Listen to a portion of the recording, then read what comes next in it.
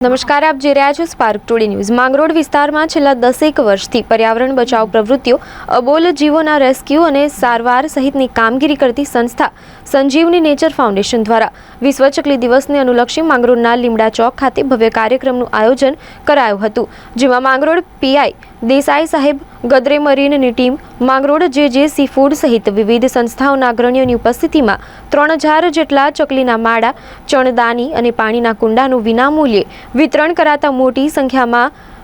લોકો આનો લાભ લેવા માટે ઉમટી પડ્યા હતા। આ સાથે જ કાર્યક્રમને સફળ બનાવવા સંસ્થાના પ્રમુખ નરેશ બાપુ ગોસ્વામી, નીલુભાઈ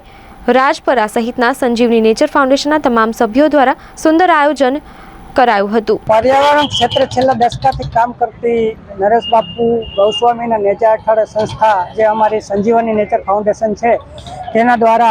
आज अमे चकली दिवसनी उजवणी निमित्ते अहीं भेगा थया छीए अने आ निमित्ते अमे चकलीना 3000 माळा, कुंडा, बर्ड फीडर वगैरेनु निःशुल्क वितरण करेल, जेमां अमने जे sea food, Gadre marine factory अने बीजा अनेक नामी अनामी